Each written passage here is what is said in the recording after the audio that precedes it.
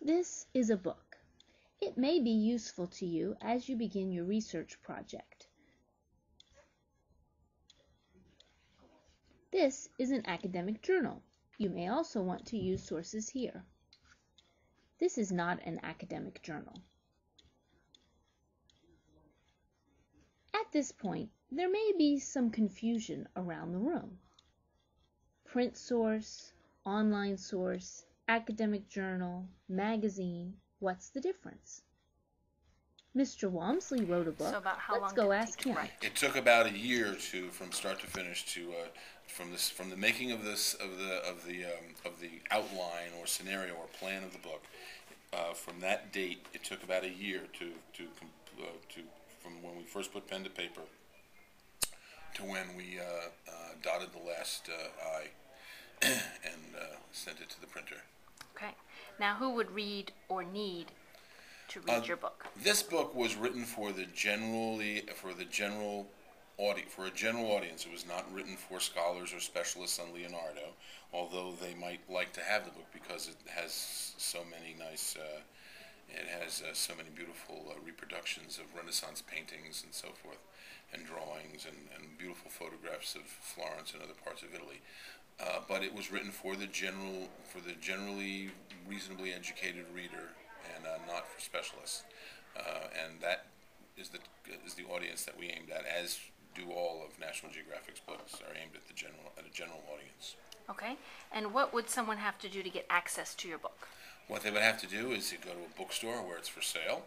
It's also available on Amazon. It's available on the National Geographic website.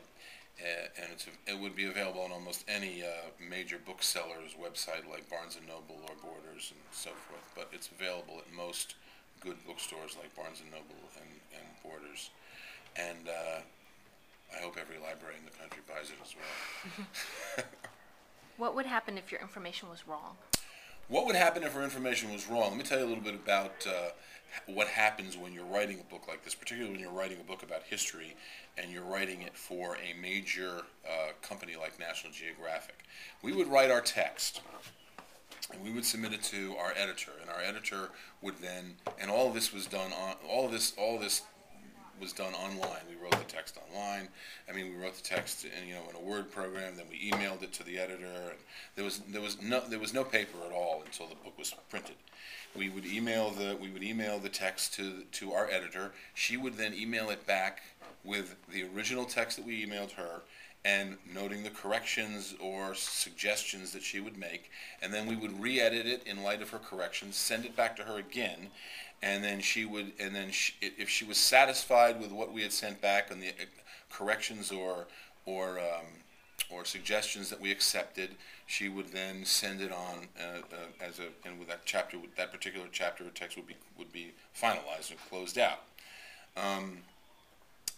If not, it would go back and forth until both ourselves and the editor were satisfied with the text.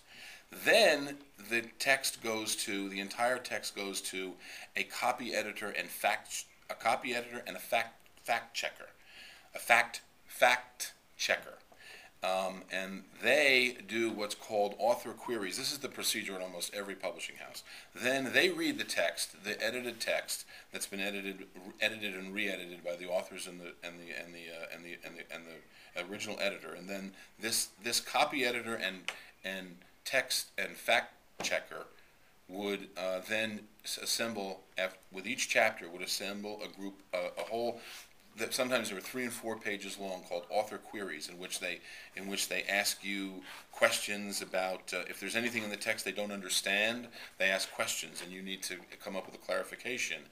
If they have a question about a date, about a place, and so forth, or they think they found a mistake in an attribution of a painting or anything like that, they would put that in the queries as well, and we would have to recheck those facts. And you would be surprised how many things you get wrong the first time around.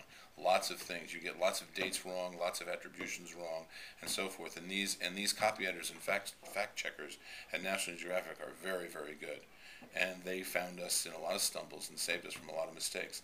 And I can tell you this, that even with that, and most books go through this, especially scholarly books, go through this, and they're read by other scholars in the field and so forth, and they go through this kind of vetting and checking, and even so, books end up with mistakes, and that's why in almost every acknowledgement page of a book, you'll see, any mistakes that remain are mine, and and that's true of this book too.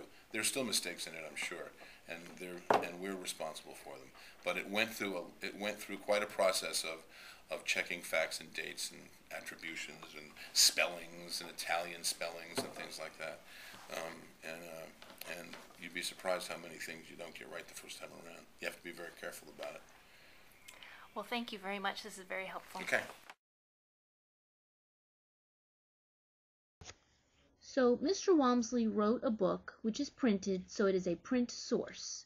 And he talked about the process which tries to ensure validity and accuracy. Hello, Mrs. Nobles. Mrs. Nobles wrote an article in this academic journal. You have written an article that's been accepted to be published in an academic journal. So can we ask you some questions about that? Yes, please do. Okay, the first question is, what did it take to publish your work? I wrote the article based on what's called a call for submission, and you can go to different journals and they have upcoming themes that they want articles on, or they have open submission. But actually this one is an open submission. And then, so you write it, there's a lot of guidelines, you have to certain length, certain topics, certain type of writing to have the research behind it as well. And so I wrote it, and then I have to submit it. I actually submitted it to a couple of different journals, to the editors, and it's about a 2-month turnaround. There's a panel of readers, so it goes to at least more than one reader to decide if they want to publish it, and then they let me know that they did. Great. Now, who would read or need the information in your article? For me specifically, it would be teachers, but what they do, I have focused on educational journals, and it would be teachers knowing that they were coming to a place where the information had been vetted by other people and was based in research and or practice, and so that they would come for those reasons. Okay. And what would someone have to do to get access to that article? Well, there's a couple of different ways now with journals going online, but the basic way is they would get the actual magazine. A journal looks like what you would see as a magazine, and they could subscribe to the magazine and get it, in the mail. But you can also be an online subscriber, but or you can go through journal subscription databases like ours here at school, the Gale database, and you can draw the journal, but it's the published jury journal is also online. And then finally, what would happen if your information was... Okay, thank you very much for helping us. You're welcome. Enjoy Hemingway.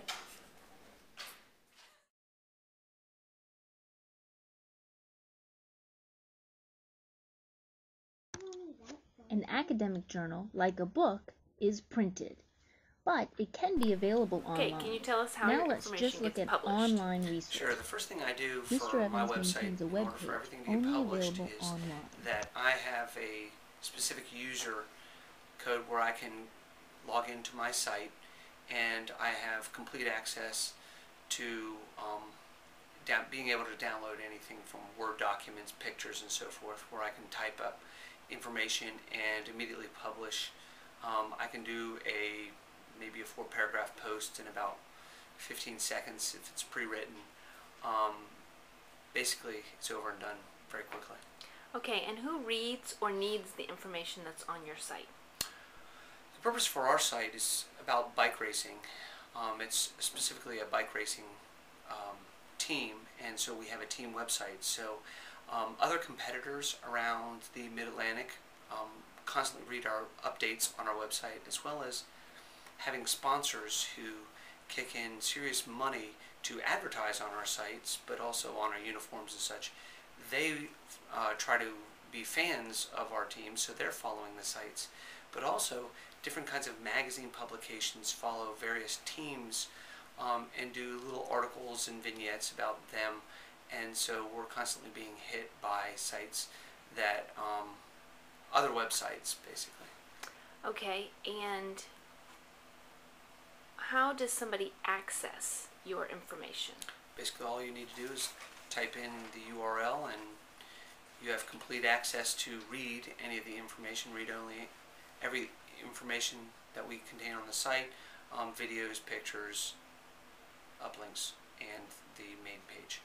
Okay, and finally, what if some information on your site is wrong?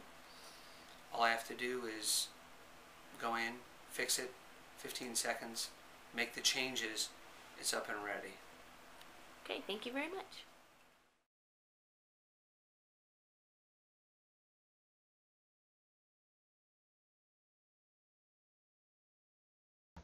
Now we've reviewed print versus online sources of information and how the printing process for books or academic journals aims to ensure accuracy. Using print sources makes research easier.